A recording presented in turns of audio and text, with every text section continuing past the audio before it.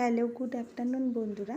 পেঁয়াজ কলি আর পোস্তর যে কম্বিনেশনে এত সুন্দর একটা রান্না হয় আগে জানতাম না। আজকে না বানালে তো বুঝতেই পারতাম না। আমি কড়াইয়ের মধ্যে এখানে সর্ষের তেল প্রথম গরম করে নিয়েছি। তার মধ্যে কালো জিরে আর শুকনো লঙ্কা ফোড়ন দিয়ে ফোড়নটাকে খুব ভালো করে ভেজে নিয়েছি। ভেজে তারপরে আমি আলু আর পেঁয়াজ কলিটা কেটে ভালো করে ধুয়ে রেখেছিলাম জল ঝরিয়ে, সেটা আমি দিয়ে দিলাম তেলের মধ্যে।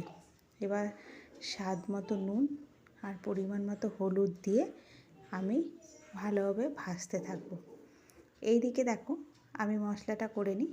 এখানে পেঁয়াজ কলির পরিমাণ অনুযায়ী আমি 2 চামচ মতো পোস্ত নিয়েছি আর একটা কাঁচা লঙ্কা। ঝালটা তোমরা তোমাদের স্বাদ অনুযায়ী দেবে, যে যেমন ঝাল পছন্দ করো। এই দেখো একটা পেস্ট তৈরি করে রেখেছি। আর এদিকে পেঁয়াজ কলিটা আমি আঁচটা কমিয়ে বসিয়ে রেখেছি, যাতে পেঁয়াজ কলি আলুটা খুব সুন্দরভাবে ভাজাটা হয়। ভাজাটা ভালো না হলে খেতেও কিন্তু সুন্দর হবে না। তার জন্য ভাজাটা আমি খুব ভালো করে নেব আগে, ব্রাউন করে। তারপরে আমি ওইদিকে আমি মশলাটা করে রেখেছি, পেস্টটা পোস্ত। এবার পোস্তর মধ্যে আমি টমেটো দিতে ভুলে গেছিলাম। পরে আমি হাফ টমেটো অ্যাড করে আমি আবার একটু মিক্সিটা ঘুরিয়ে নেব। তো এখানে তুমি আমার পরিমাণ অনুযায়ী পেঁয়াজ কলির আমি পোস্ত 2 চামচ নিয়েছি। বেশি হলে বেশি লাগবে পোস্তটা, তখন বেশি পরিমাণে দিতে হবে।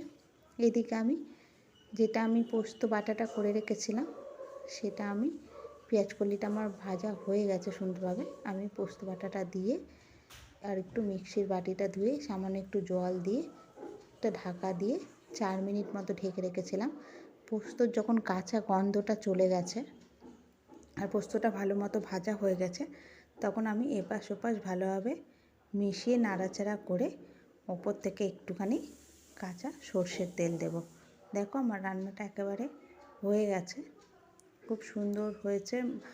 আর চারিদিক থেকে তেলও ছেড়ে দিয়েছে। তখন আমি উপর থেকে কাঁচা তেল দিয়েছি, দিয়ে আমি একটা বাটির মধ্যে ঢেলে রেখেছি। রুটি, পরোটা, সাদা ভাত সব কিছুর সাথে বুঝতেই পারছো কতটা সুন্দর লাগবে। দেখো কি সুন্দর হয়েছে দেখতে। টাটা।